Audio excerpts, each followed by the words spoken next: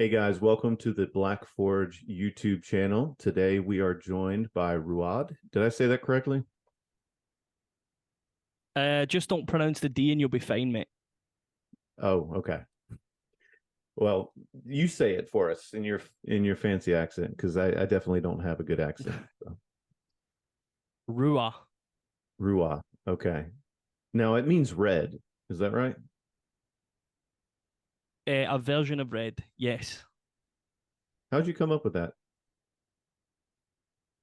Well, it's Scots Gaelic. Basically, I come from a town called Rutherglen, Rutherglen, and it translates to the Red Glen.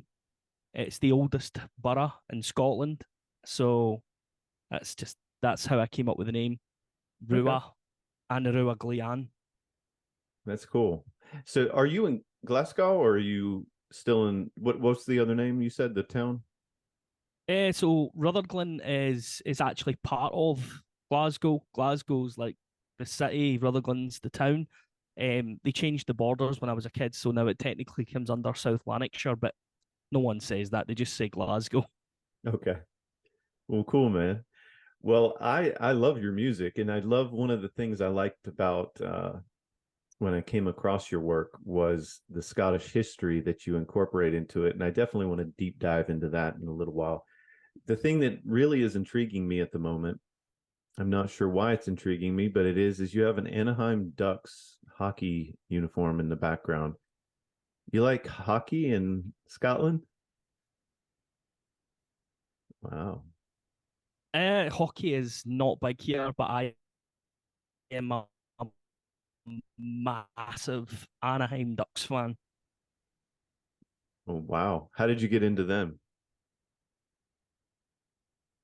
Honestly, it's just my age. I'm 37, so when I was a child, the films came out, the Mighty Ducks, and I just kind of always loved them at that point. It Yeah. was kind of funny story. I actually run a podcast, Anaheim Ducks, across the pond, and I do a lot of content like about the Anaheim Ducks. And basically, how it came about was I've always been a sports fan, so to speak. Like I'm a Hmm. massive Celtic fan. Hmm. Being from Glasgow, you're either that or Rangers. Hmm. Um, and I used to follow an English team called Tottenham Hotspur. I Oh, yeah. got to the point I could no longer watch the English Premier League because of all the diving and stuff like that. So I totally replaced it with hockey and just followed Anaheim Ducks. Wow. That's cool. Very cool. Totally getting off track, but Charlotte FC, I live in Charlotte, North Carolina. Charlotte FC just got Scott Arfield from, I think he was at Rangers. I think Yep, so. it was. Yep. Yeah. So cool, man. Well, we won't talk sports, even though maybe you can have me on your podcast. I know nothing about hockey, but still, it'd be fun to talk. So let's jump back into Rouen. It Sure. sounds more French to me than anything, but that's pretty cool. So tell me, 1296, that's your newest album. What is 1296 about? Because I know you do cover Scottish history. So can you give me a little detail on that? Yeah, sure.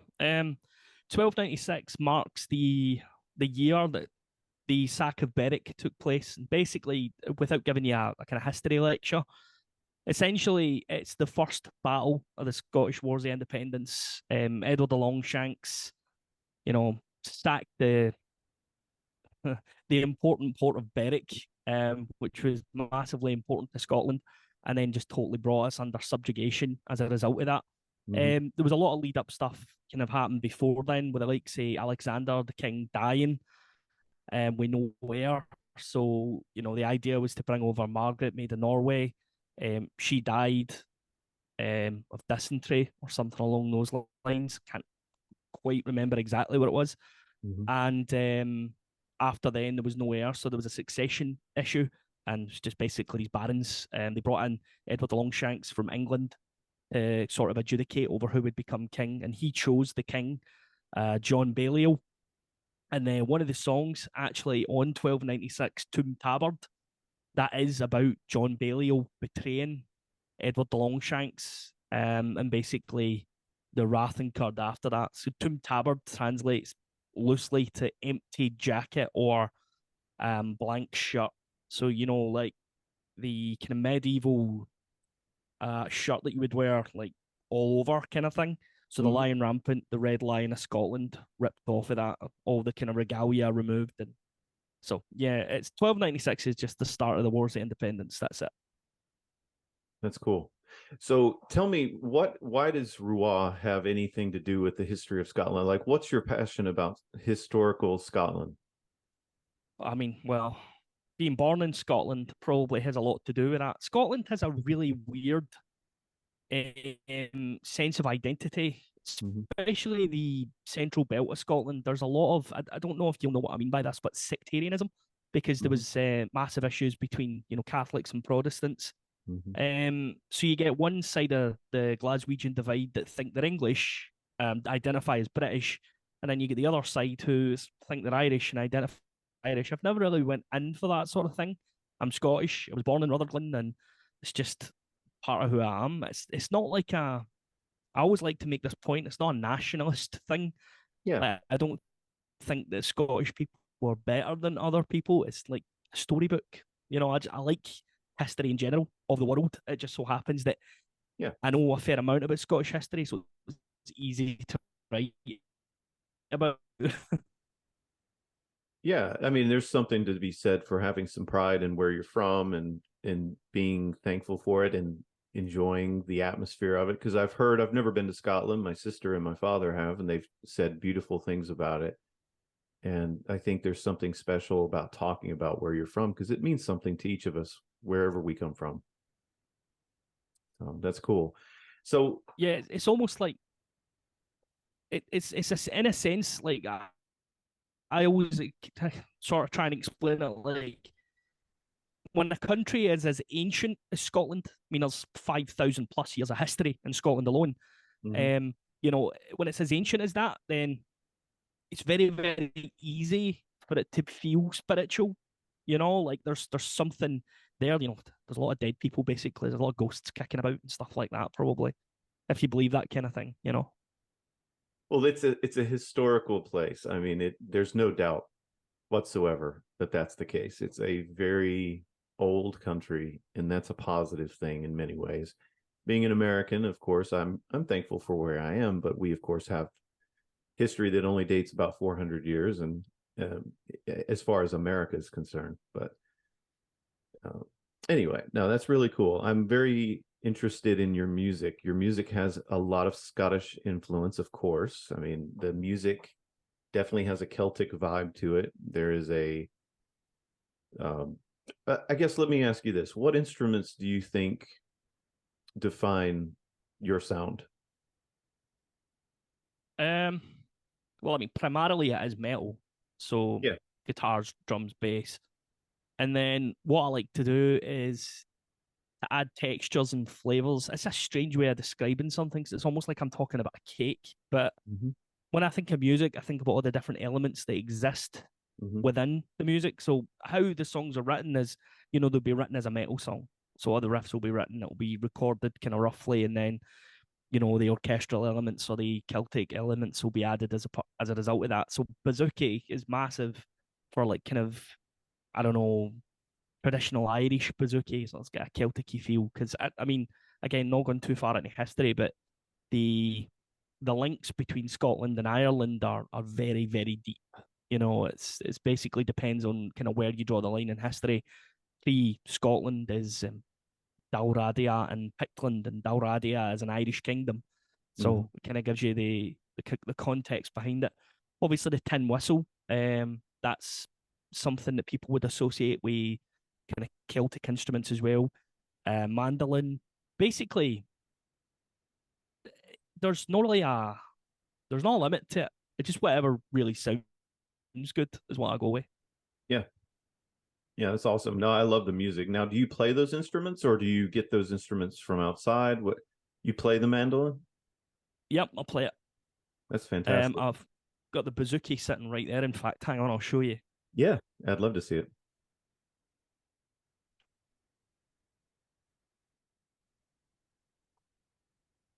So this is the Irish bouzouki, which is, it's a great sounding instrument. It's quite odd sounding. It gives you an idea of the kind of textures that you can get, with that instrument. So the mandolin's sitting over there somewhere. I've not actually recorded anything in a couple of months, which people will find rather weird because of how frequently I release albums. But Yeah. I've Yeah. taken a wee bit of time off. So Yeah, so that's something I wanted to talk about too. So you started recording, it looks like in 2019. You've put out 4 albums so far, so basically one album a year. And how do you come up with so much content so quickly? Do you have so many songs that you've created and you're just like, well, I'll put these 5 or 6 on this album, I'll put these on another album? um I've always wrote music. Just always. I've actually been writing Ruadh since 2017. Okay. It took me a while to get Sovereign down. Basically, what happened was I had a few ideas kicking about for a project, and they never really went anywhere. And that was the album that Sovereign was. So, like, I used them, finished them, and I put one of the demos up on a page called Ethereal Black Metal. Like, the guy put it up for me. And Mm-hmm. then Thorson for Northern Silence contacted me and says, "Oh, this is great. Would you be interested in releasing it worldwide kind of thing?" And of course, I was like, "Well, yeah, absolutely." And then for there, it's just kind of spiraled. When Sovereign came out, I had wrote that maybe the year before, like 2017. It came out in 19. My other half was pregnant at the time. We were twins. And then I just went straight on to writing Rock of the Clyde. The Rock of the Clyde came about pretty quickly. So yeah, that was the year after. What was that? 2020, I think. Maybe. Yeah. And then Eternal would have been 21. Am I right? I can pull Probably. it up. Yeah, I think so. Actually, in between that as well, I did another project called Unarach, which is kind of darker black metal project, and I did one album for that as well. You So did yeah, Eternal on, let's see, Eternal came out 2021 July 9th, actually. So yeah, yeah, almost 2 years to the date. and then obviously 1296. Yep. I took a wee bit longer with that one, so I just keep writing, and then when I have a solid body of work, I'll usually tie it down to a concept because that's a big thing for me. You'll notice that other than Sovereign, I think every album has a concept. Mm-hmm. Yeah. So how do you come up with the concept? Um, I actually came up with the idea of doing 1296 ages ago because I wanted to do an album about the Scottish Wars of Independence. So that's obviously part one. There's still a part two to come later, which I'll write as well. Um, but I quite interested in the Iron Age, for example, Scottish Iron Age, and that was where Rock of the Clyde came from because it's about the the rock on the River Clyde, which is the Alcluth or the Mhm. Alclut, and basically that is the capital of what was that. It's actually a Northumbrian kingdom, so it's not even technically Scottish, I suppose. But again, that's pre-Scotland, so it's depends where you draw lines on a map. Yeah. So other than that, I started writing almost immediately after that. I started writing the kind of pagan album, which was Mhm. Eternal. So that's obviously about the seasons. So Mhm. just kind of the wheel of the year. Then obviously tied it in with the song The Wheel. And then I just went on to try and write 1296 because I'd basically started reading the book as well. Like, I know a bit about Scottish history, obviously, but you're always learning. You're always picking new things up. You'll never know everything. And there was a few kind of like blank pieces of the puzzle. I'll never write about anything that I'm not sure about. That way, if somebody asks me a question, I can always give them an answer. I'd Yeah. hate to be that person sitting in an interview going like that. I think that's what it was. I kind of remember that kind of thing. So no, it's just not me, man. So there's an actual book, 1296. Yeah, there'll be a part two, obviously, about the Scottish Wars of Independence, but I mean, it won't be called 1296. It'll have a different name. Cool. No, that's awesome.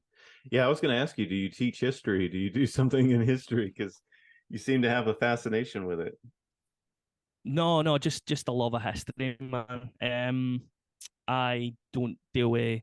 I actually work in technology, Hmm. so I could be further away from history.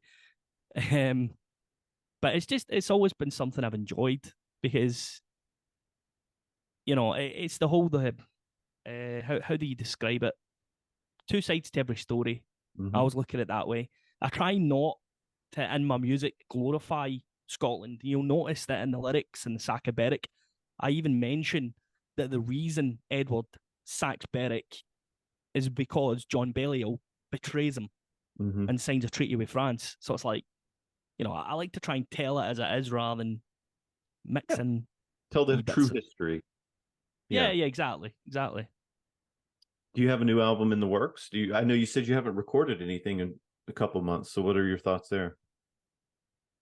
I've got a couple of ideas down, Hmm. but they were recorded a few months ago. I've not really been doing that much musically at the moment. Just kind of taking a wee break, but kind of starting to feel the creative fires moving again. So hopefully I'll sit down and maybe tie down what the next album concept's going to be. There's a lot of things that I would like to do. Yeah. Um, I also would quite like to maybe write an acoustic album. Hmm. That would be cool. I know you've got artists not in Scotland, but one of my favorite artists is Mirkur from I think she's in Norway, but Amelie Brun. She did I think it was Folk Songe, the album that was just beautiful folk music out of Norway. And I think that Yeah, can be a that's it. really cool concept where you can leave your metal roots for an album or two. You can do something a little different. You don't have to stay in one lane. One of my biggest influences for this style is Bathory. Hmm. And Quorthon himself was happy enough to write acoustic songs. I mean, I've done sort of acoustic passages and sort of one acoustic song and stuff like that. So like I've kind of pushed the boat a wee bit with that. But yeah, that Mercury album is pretty special. That's a great album. I really like that one folk song as well. Um, Do but you yeah, think it's you might something kind incorporate of some folky. bagpipes into some of your music if you did something like that? um, I mean, I wouldn't say no, but it would depend on how it worked. Yeah. Bagpipes, maybe the Irish pipes, perhaps, but certainly not the Highland bagpipes with the drone. I think that could be quite difficult to mix Yeah. in with acoustics. Do you play your own drums? Do you use a like a kit? Do you have studio musicians help out? That's the only thing where I get any help with because I'm shit at drums. So yeah, it's I kind of outsource that and pay people. Well, have you had any like as I know some artists will do this where they will have a guest vocalist or they'll have a guest drummer, whatever. Or have you thought about doing that on an album where you have some of your friends from different bands and artists join in and participate? Have you ever heard of the French band Bellory? Hmm. Yeah, so Alexander, he's actually on the song King of Scots. Oh, okay. He sings the chorus with me as well. I've also had Katie, who's somebody that's kind of appeared in a couple of different Ruadh tracks. Her voice is spectacular. Hmm. And there was another Anka, Gabriella, and she's also fantastic vocally. So yeah, I do work with people, and I have kind of reached out to people in the past, and maybe schedules haven't kind of worked the way that I would have liked. And I'm going to be honest, I'm quite difficult to work with. Like I've got a very clear vision on Yeah, what I want, and I don't have much wiggle room. Like if I set my mind on something, that's how it's going to be. That's why it's a project. That's why I take responsibility for it. Because if it was like a band or a democracy, then nothing would ever get done. So totally. I agree. Now, you know Sour, correct? So yeah, I'm sure you do. Andy Marshall, I think is his name. He has a lot of the Caledonian metal, he calls it. Uh, how would you describe if you had to label your music? What kind of metal would you say? You just call it metal, or do you just call it Caledonian metal? um, Would you call it Scottish black infused metal? What would you say? I'm actually first and foremost, I'm just gonna just as a teachable point, because you're not the first person that said the name like that. So it's Please do tell. actually sewer. Is it really? Yeah. So like, but yeah, yeah, it's but don't feel bad about it. It's just something that I Oh, like to kind of spread the knowledge a wee bit. It's like then people will pronounce it, and it's like I don't really um have a total category for what Ruadh is. I suppose the closest that I'm comfortable with is probably atmospheric Celtic metal. yeah. That's a good description. I like that. Yeah, because it definitely has the atmosphere. And no, please correct me anytime because I am so ignorant of how to say some of those names. Quite honestly, I'm ignorant of how to say most metal bands' names. I'm like, what in the heck? What do you call this? Like Ruadh. I don't know. I was just like Ruadh. I don't know. So no, I'm By the feel way, free. there's people in Scotland that pronounce it Ruad, and there's people in Scotland that pronounce it Seor and Shore, Oh, and really? just about every other permutation. Yeah, because Gaelic is close to being a dead language in Scotland. It's only spoken in Really? the Western Isles. Yeah, it's quite sad actually, but that's just the way it is. So do they teach it in any of the schools? Do you no? No, there was an effort made by the government recently to kind of restart the language, but Mhm. it's kind of done in such a way where, I mean, it's disingenuous. You can try all you like to get people to learn the dead language, but if the language doesn't work with, the likes of business and commerce, it's not likely to pick up. People aren't really going to put any effort into it when they could learn French, German, or something like that, and move abroad and work or something. So it just Yeah. doesn't make much sense, other than people that are kind of keen to keep it alive. Would you think this is totally off subject of music, but this is intriguing me. Would you say like the older generations, maybe people in their 70s, 80s, 90s, they still hold on to it, but the younger generations just don't? Or do you think it ended quite a while back?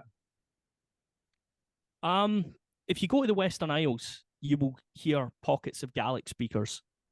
You also get a language very, very close to it in parts of Ireland, which is Gaelic, Irish Gaelic. Mm-hmm. And the similarities are there, obviously. And you'd have to kind of look maybe even, I mean, it wouldn't have helped with the Highland clearances and stuff like that. Obviously, Gaelic would have kind of disappeared. But even another language in Scotland as well, the Scots language, because people look at the way Scottish people speak English, and you know, it's a different language. It derives from Scots, which is a different language from English, which would have originated around about the same time.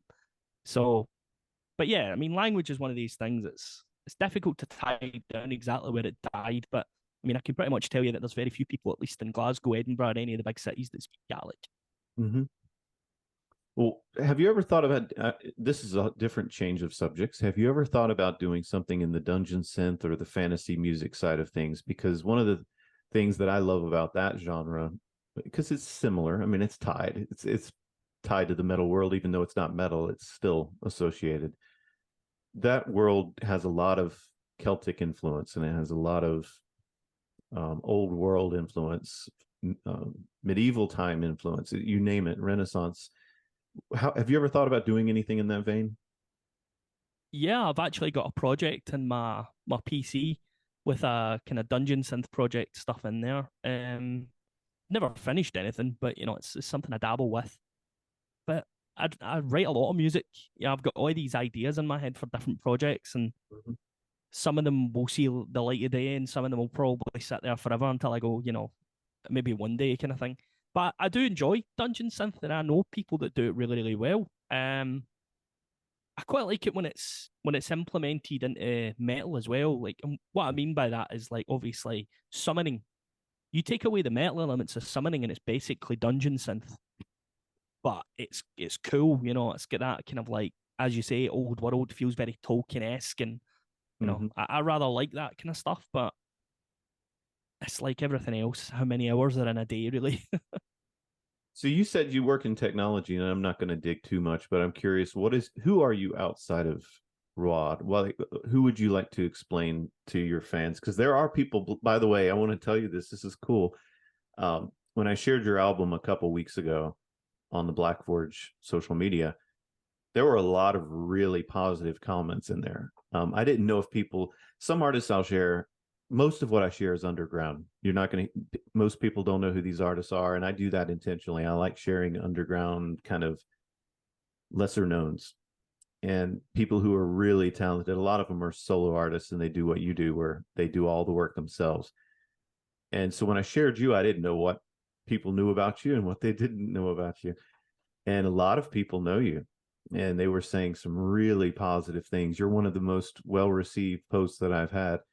So you've got a lot of good feedback so far from what I've seen. Thanks, glad to hear it. Describing myself, oh God, this is where I get cancelled. Okay, so Just you don't I'm need to not share anything you I'm don't feel not comfortable with. that interesting. What's that? I think I lost you. What'd you say? Nah, I'm kind of an open book. That's one thing about Scottish people, Glaswegians in particular, don't really hide behind anything. So yeah, a lot, and I watch a lot of sport. That's probably about it. Big hockey guy. I think the camera kind of died there a wee bit. So I don't know if you caught any of that. I caught the I'm a big sports guy. And yeah, I don't know if we've got a bad connection. Whatever. We'll make it work. Okay, so It's you fine. said you're I a can big answer. I'll answer it sports again. guy, It's and cool. there you are. Things are moving right now, so we're good. Yes. So So you work like in technology. You're a describing big myself. sports guy. Do you like? Are you a Scottish food connoisseur? If you are, I'd love to know what you recommend. Things like that. Like, Um, I mean, like I said, I'm not that interesting. I play a lot of music. I have two kids. I have a full time job. I do Ruadh, obviously. I run a podcast for the Anaheim Ducks. what's that called again? Um, Anaheim Ducks across the pond. Okay, very cool. Um, yeah, I watch a lot of hockey in general. I'm actually joining another podcast soon as well, just talking about hockey. Um, so yeah, I keep busy, and I also started playing golf, if you can believe it. Hmm. I believe it. You live in the land of. You are at the home of golf. So In terms of Scottish food, yeah, I mean, I was never interested in golf for like basically my whole life. My mate Stuart, we went to a driving range and I absolutely loved it. So I went and bought a set of golf clubs. I was like, I'll just take that up. That's fun. That's kind of maybe the way I am. I invest in things hmm and in a way that most people don't in terms of the time. When I really get into something, I really get into it. In terms of Scottish food, oh mate, Scottish food's great as long as you get the right food. You get a good freshwater salmon or something like that, then you're on to a winner. Good haggis, Cullen skink. Um, I would say maybe avoid the fast food stuff like a deep fried Mars bar because you probably won't survive it. You might end up with a cardiac arrest or something about 2 weeks later. I hear you. Now, would you consider, and again, you're an open book, so I'm going to take you at your word on this. Do you consider Irish or Scottish beer to be better? Scottish, Yeah. yeah. Okay. Although there is a caveat to that. There's always a caveat. A hmm pint of Guinness is probably the finest thing that humans have ever created. hmm Yeah, I agree with you. It's a good choice. Yeah. Okay. So, what else would you like fans to know about you, how to reach you, how to get in touch with you if they want to ask questions about your music?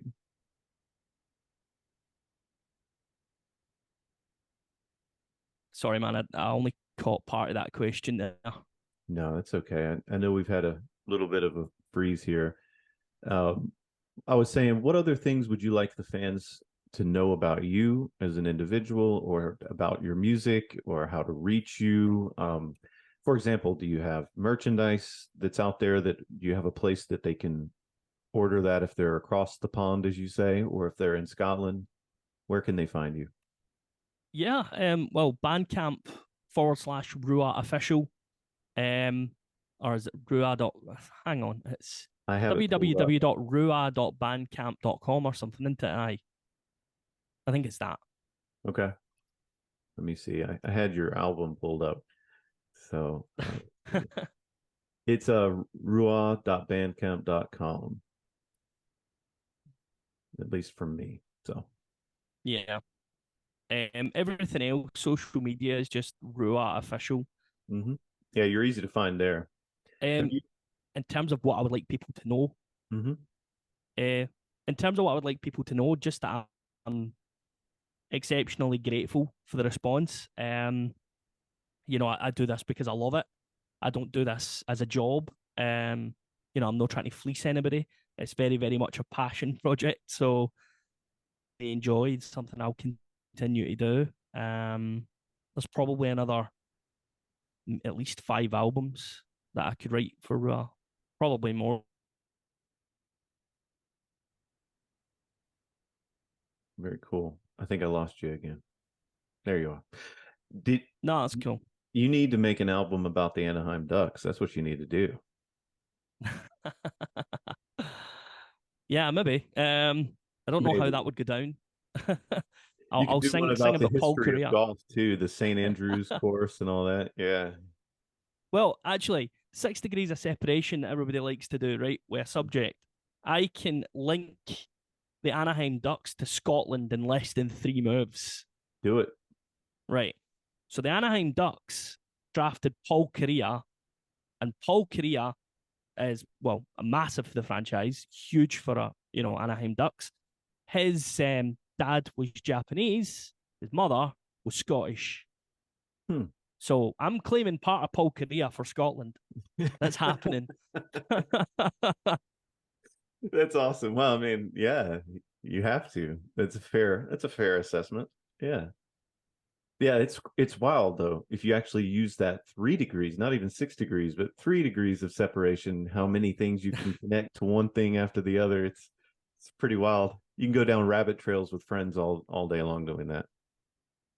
I can claim the sport of hockey as well easily. If you look at the kind of British link or whatever else, then okay, so hockey was started by settlers in Canada who came for the UK, but more importantly, Lanley himself was a UK minister who Hmm. went and settled in Canada and brought the Dominion Cup, which is the Stanley Cup, which was made from steel and Sheffield. Hmm. Really? Oh, So yeah, that's cool. yeah. I don't know hockey that well. So are there any active Scottish players playing in professional hockey anywhere? Um, Scottish hockey players. I mean, we've got people that were playing in the NHL playing in Scotland. But I mean, there's not really many people that would be drafted, Scottish people now, unless maybe there's like family members of people who's like half Scottish or something, like the Paul Korea thing. But generally speaking, no, no, sadly, Is Brendan Rodgers still the coach at Celtic? he is now. Yeah, It okay. wasn't. It wasn't for about say 3 years. But he came back after the last coach. Yeah, so Brendan's back. Yeah, I'm a my English team is Liverpool, so he used to manage Liverpool for a while. So yeah, Nearly won the league with Liverpool. yeah, Aside from a Steven Gerrard slip, then Liverpool would have won the league that year. I know. And Sorry now to bring that back, man. it's okay. I know you don't like Steven Gerrard probably because he managed Rangers for a while, and then now he's over in Saudi Arabia of all places. So Yeah. Well, a funny thing about Steven Gerrard as well is when he was a kid, he actually had a Celtic top. oh, really? Yeah, that was signed by one of the Celtic players. Really? Huh. Yeah, it's kind of weird. Like, people, they always look at the old firm divide and it's like, oh, it's brutal and whatever else. See, when you're brought up with it, man, like half your cousins and your aunties support the other team and stuff. It's like, Yeah. a day-to-day life, nobody cares. It's only when a game's on that people care. Yeah. Yeah. No, that's cool, man. Well, let's do this. Well, of course, I'm going to share this. I want everybody to hear this interview and know that we've talked. but I also want to make sure that I redirect them to your new music. So when you do come out with whatever new music you've got on the table, just let us know. I'd love to feature it, make sure people know about it. Maybe we can do this again and talk more hockey. Maybe I need to listen to your podcast a little bit. So, Aye, sure. It's always fun. I like talking about the subjects that I enjoy. So, anytime you want to chat, just let me know. awesome, man. Well, thank you for meeting with us. Of course. No, it's been great. Thanks for being interested in what I've got to say. Of course. Yeah. No, we love it. So we'll be sharing this soon and hope everyone enjoys it. Thanks, guys. Cheers, folks. Take care.